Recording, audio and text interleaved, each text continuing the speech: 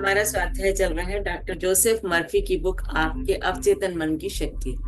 तो हम अपने अवचेतन मन को जान रहे हैं कि उसमें कितनी शक्ति है और उसका प्रयोग करना भी सीख रहे हैं।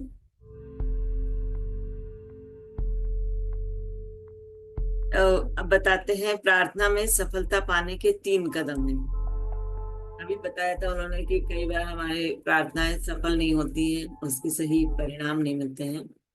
उसी के आगे वो बोलता है, प्रार्थना में सफलता पाने के 3 कदम हैं।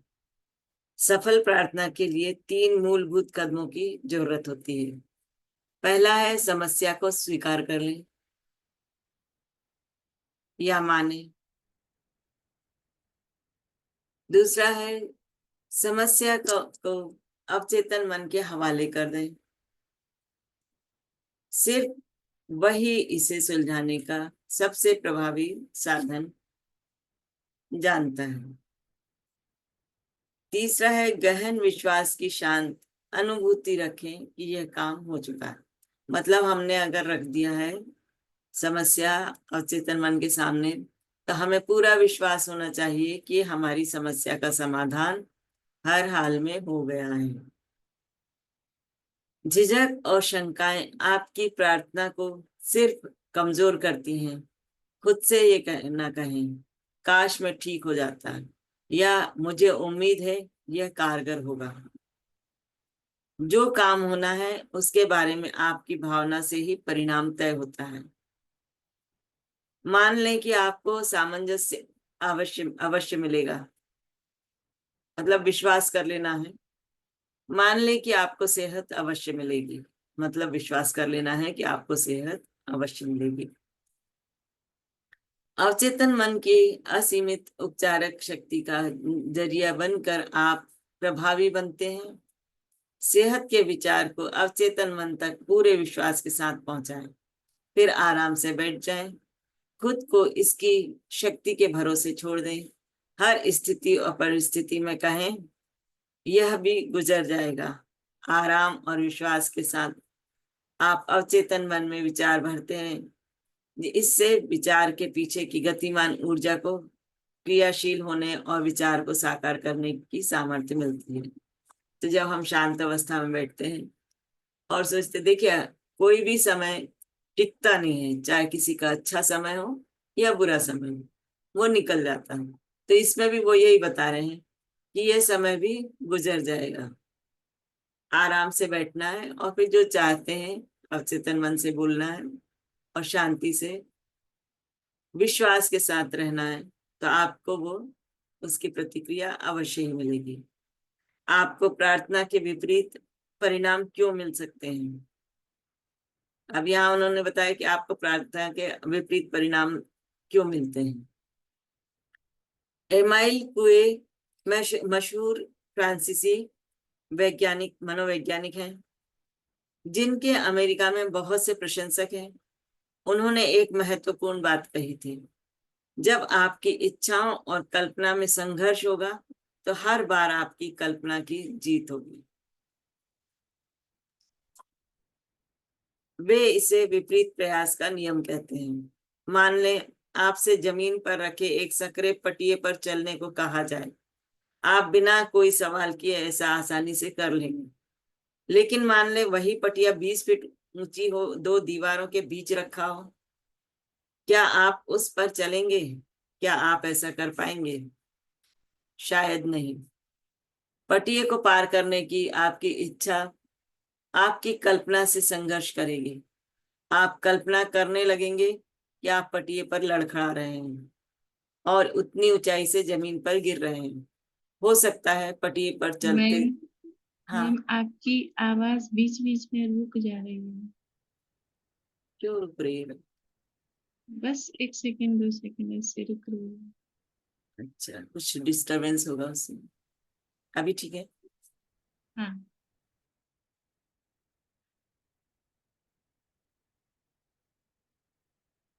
आप अपनी कल्पना पर विजय हासिल करने या इसे दबाने की कोशिश करेंगे, गिरने का विचार उतना ही मजबूत होता जाएगा।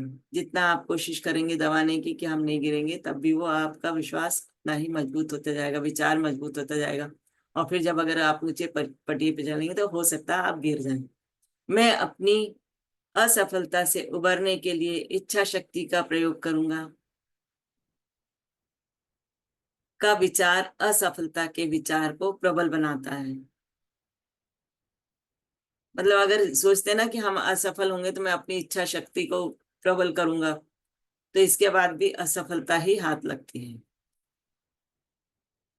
मानसिक प्रयास अक्सर आत्म पराजय की ओर ले जाता है और चाहे गए परिणाम का विपरीत परिणाम उत्पन्न कर देता है।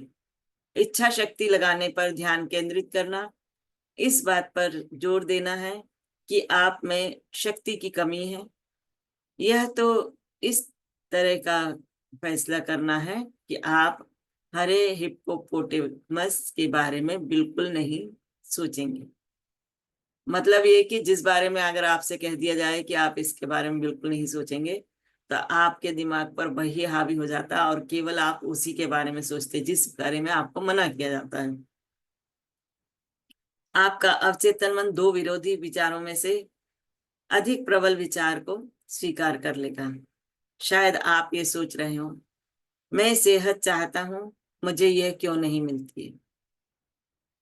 मैं बहुत ज्यादा कोशिश कर रहा हूं, मुझे परिणाम क्यों नहीं मिल रहे हैं। मुझे जमकर प्रार्थना करने के लिए खुद को विवश करना होगा। मुझे अपनी सारी इच्छा शक्ति का प्रयोग करना होगा। आपको यह एहसास करना होगा कि आपसे कहाँ गलती हो रही है। देखिए, आप बहुत ज्यादा कोशिश कर रहे हैं। कभी भी अपने अवचेतन मन को मजबूर करने की कोशिश ना करें। कभी भी अपनी इच्छा शक्ति द्वारा उससे अपना विचार स्वीकृत करवाने की कोशिश ना करें। इस तरह की कोशिशों का नाकामयाब होना तय है। अगर बहुत ज्यादा कोशिश करेंगे तो वो आप नाकामयाब होंगे उसमें। इस तरह अक्सर आपको उस चीज की विपरीत चीज मिलती है जिसके लिए आपने प्रार्थना की है। प्रयासहीन तरीका ज्यादा अच्छा है। क्या आपके साथ ऐसी कोई घटना हुई है? मान लें आप किसी तरह की परीक्षा में बैठे हैं। आपने पढ़ाई और सामग्री की समीक्षा में बहुत समय लगाया। आपको लगता है कि आप बहुत कुछ जानते हैं, लेकिन परीक्षा में कोरी कॉपी को देखने पर आप पाते हैं कि आपका दिमाग तो उससे भी ज्यादा कोरा है। विषय का सारा ज्ञान अचानक आपका साथ छोड़ गया है।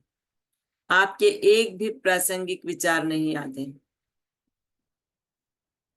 आप अपने दांत भींचते हैं और अपनी सारी इच्छा शक्ति का आह्वान करते हैं, लेकिन आप जितनी ज्यादा कोशिश करते हैं, ज्ञान उतना ही ज्यादा दूर पहुंच जाता है। कुंठित होकर आप परीक्षा कक्ष से बाहर निकल आते हैं।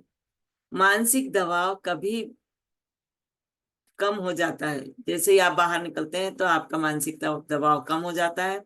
जिन जवाबों के आप कुछ मिनट पहले तक इतनी बेताबी से तलाश कर रहे थे, अचानक वे अपने आप आपके दिमाग में प्रवाहित होने लगते हैं। आप उस विषय को जानते थे, लेकिन तब नहीं जब आपको इसकी जरूरत थी।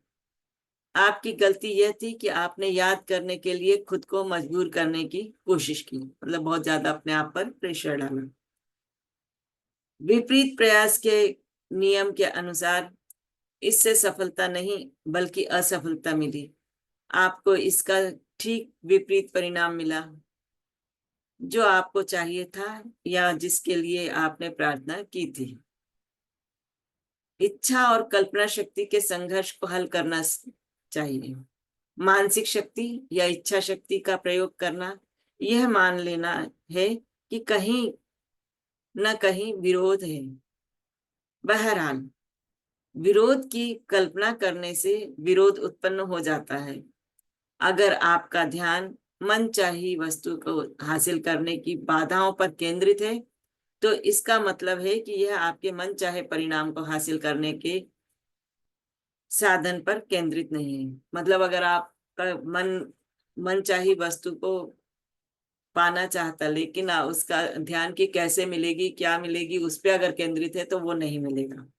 बाइबल में कहा गया है, अगर आप में से दो लोग दुनिया में किसी भी बात पर सहमत हो जाएं और मांगे तो स्वर्ग में बैठे मेरे पिता उन्हें दे देंगे। ये दो कौन है जिनके बारे में बोला गया है?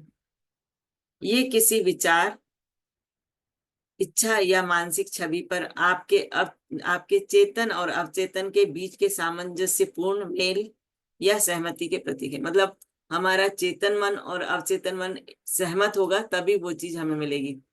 लेकिन अगर हमारा अवचेतन मन तो मान रहा है लेकिन चेतन मन नहीं मान रहा है तो वो काम नहीं होगा।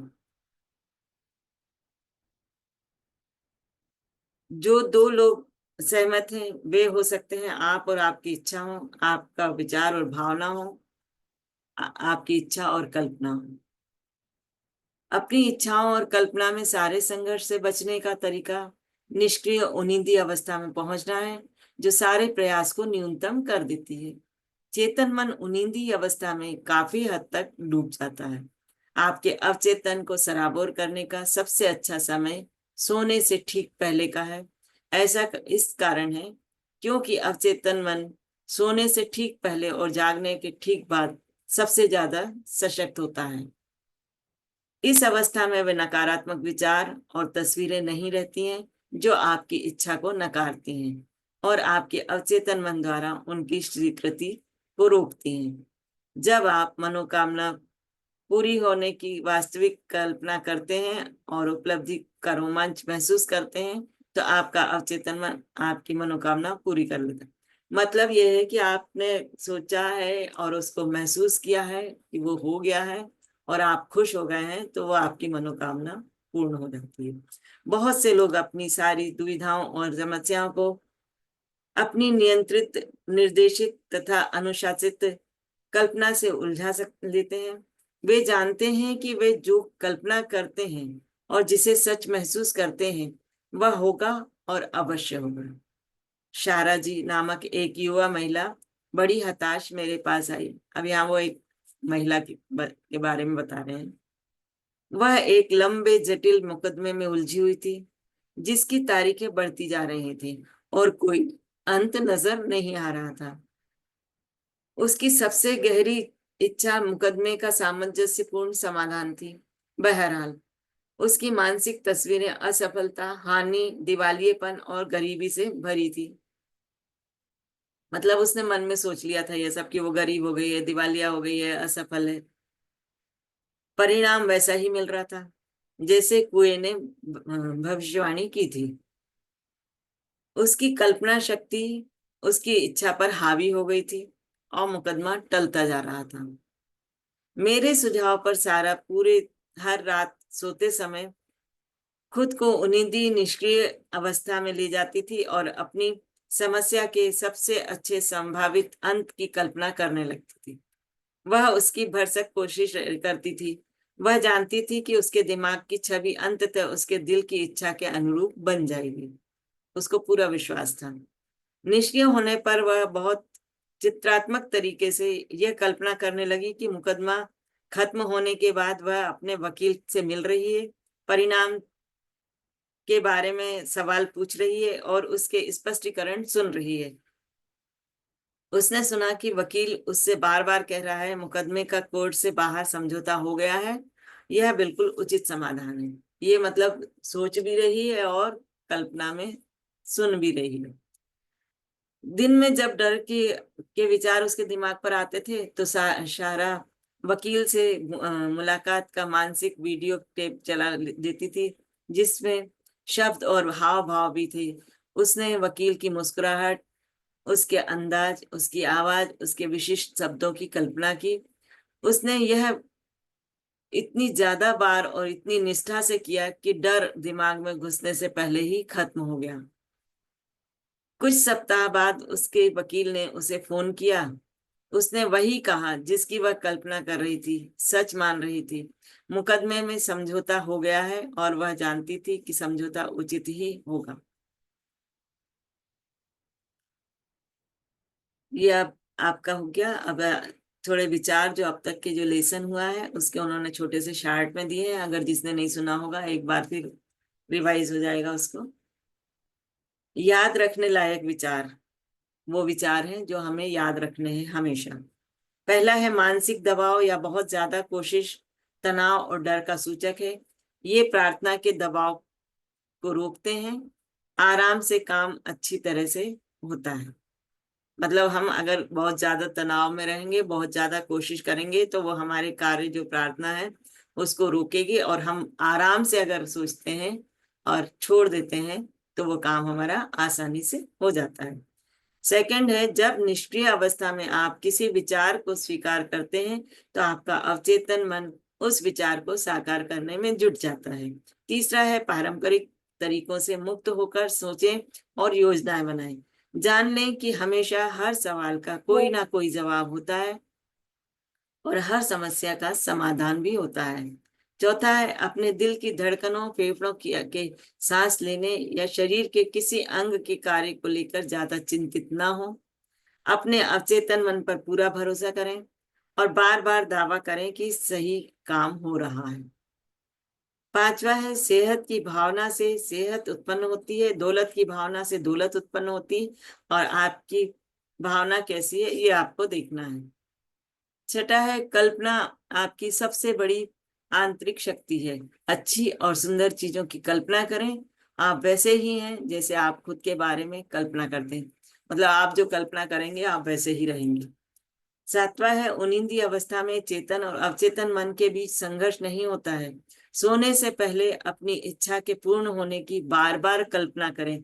शांति से सोएं और खुशी से जागें। थैंक यू सो मच इतने अच्छे से सुनने के लिए।